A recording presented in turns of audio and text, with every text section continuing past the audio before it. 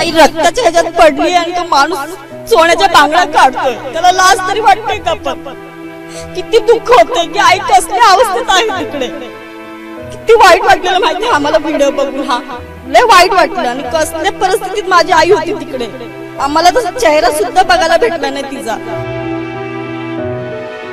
सोमवारी रात्री कुर्ला पश्चिम विभागात एका बसचा भीषण अपघात झाला. या अपघातात कनीज फातिमा यांचा दुर्दैवी मृत्यू झाला. पण त्याच्यानंतर एक व्हिडिओ समोर आलेला आहे. कनीज फातिमा ह्या मृत्यू अवस्थेत असताना त्यांच्या हातातल्या बांगड्या किंवा त्यांचे इतर जे मौल्यवान गोष्टी होत्या त्या काढून घेतल्या जात होत्या. आणि तो व्हिडिओ नेमका समोर आला आणि त्याच्यानंतर पुन्हा एकदा चर्चा सुरू झाल्या.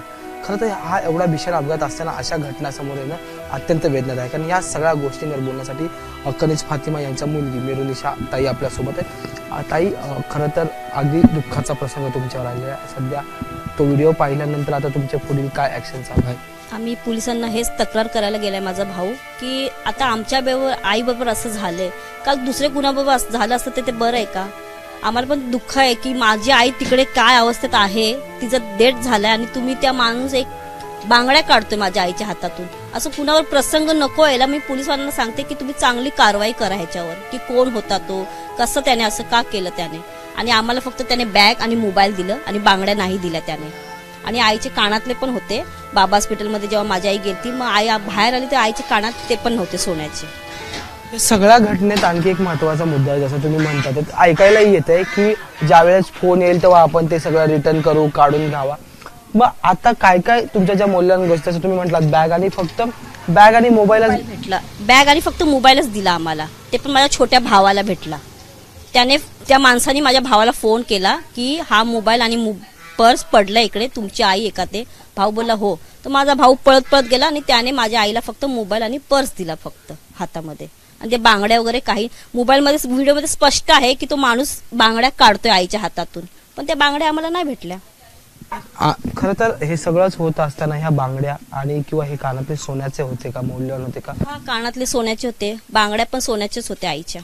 आणि पर्स मध्ये काही पैसे होते का? ते पर्स आणि छोटी पर्स 40 फक्त रुपये होते. आणि छोटी पर्स पण होती, ती आई हातात घेऊन जायची, ती पण मिसिंग आहे. आता त्यात काय कॅश होते काय नव्हते ते आम्हाला तर नाही माहिती. असं माणुसकीला माणुसकी नाहीच आहे या जगामध्ये.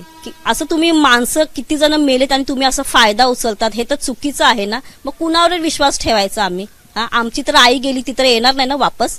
पण अशी माणुसकी आहे का, चांगली आहे का? तुम्ही चोराच्या वस्तू हातातून काढतात वगैरे. वाईट वाटतंय माहितीये का. असं कुणाबरोबर नको व्हायला. असं पोलिसांनी हे जे कारवाई करायला पाहिजे की कुणाबरोबर नको. गेलं ते वापस येणार नाही ना. आम्हाला त्याचं काही फिकर नाही की ते गेली तर गेली वस्तू, पण ते माझ्या आईस बरोबर तुम्ही असं केलं ते चुकीचं आहे.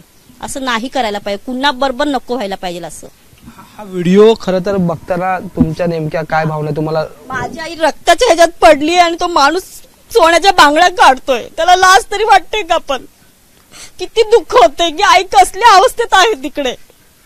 किती वाईट वाटलेलं माहितीये आम्हाला व्हिडिओ बघून. हा आज आमचं झालंय, काल दुसऱ्याच नको व्हायला. असं लय वाईट वाटलं. आणि कसल्या परिस्थितीत माझी आई होती तिकडे. आम्हाला तर चेहरा सुद्धा बघायला भेटला नाही तिचा.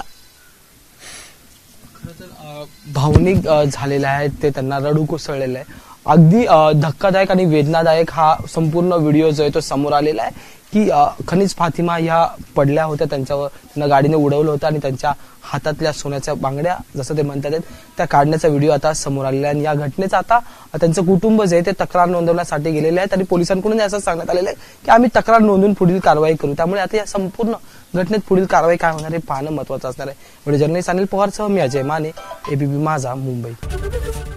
एबीपी माझा, उघडा डोळे बघा नीट.